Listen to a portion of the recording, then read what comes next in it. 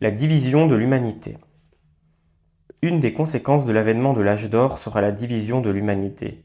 D'une part, les attardés, les désobéissants obstinés et les récalcitrants recevront leur instruction future ailleurs dans l'univers, ainsi que leur donne le décret déjà émis de la volonté de Dieu pour cette terre et de ses peuples.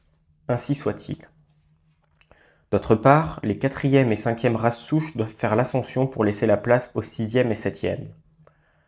Quelque chose devait être fait, et un choix devait être opéré entre anéantir les êtres qui avaient retardé le progrès des races souches dans leur ensemble, ou bien écarter ceux qui refusaient d'avancer de ceux qui essayaient.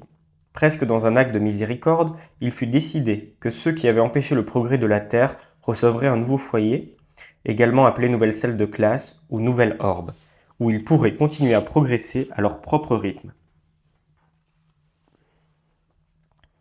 La septième race souche est attendue dans sa plus grande partie en Amérique du Sud.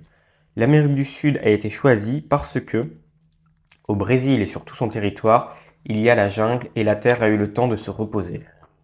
Les membres des sixième et septième races souches ont eu jusqu'à présent un accès limité à l'incarnation à cause des niveaux de conscience peu élevés des populations provoqués par les réincarnations des mêmes courants de vie, des quatrième et cinquième races souches.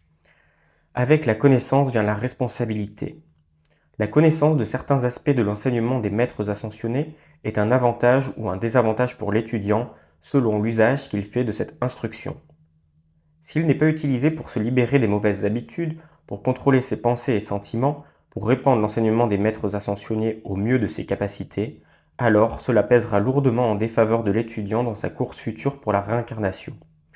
Les maîtres ont dit: pourquoi quelqu'un ayant eu accès à cet enseignement devrait-il bénéficier de l'avantage d'une autre incarnation, si deux autres, en raison de leur situation géographique durant leur dernière incarnation, n'ont pas eu l'occasion d'accéder aux explications de la loi de vie? L'heure arrive maintenant où ceux qui ne veulent pas coopérer et joindre leurs efforts à l'œuvre des maîtres se verront retirer cette radiation. Par d'amères expériences, ils réaliseront qu'ils ne furent jamais autonomes ni même capables d'entretenir leur corps physique. Parlons de ceux qui, par choix personnel, refusent de faire sur eux-mêmes les ajustements nécessaires. Les êtres ont permis la création de 2 nouvelles planètes dont l'une s'appelle Excelsior. Quelques dictées utilisent les mots foyer, orbe ou salle de classe. C'est pourquoi cet endroit ne peut pas revêtir les caractéristiques conventionnelles d'une planète. Le but de l'une des 2 planètes est de servir de maison future pour les individus qui refusent de faire l'effort nécessaire. L'autre planète est prévue pour les élémentaux. Jadis, les étudiants pouvaient remettre à plus tard l'accélération de leur développement. Maintenant, la porte de l'incarnation s'est partiellement refermée.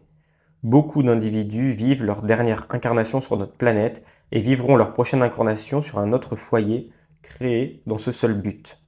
Seuls ceux qui ont fait un effort déterminé et qui disposeront à la fin de cette incarnation d'un surplus d'énergie qualifiée de manière harmonieuse auront la permission de revenir sur Terre.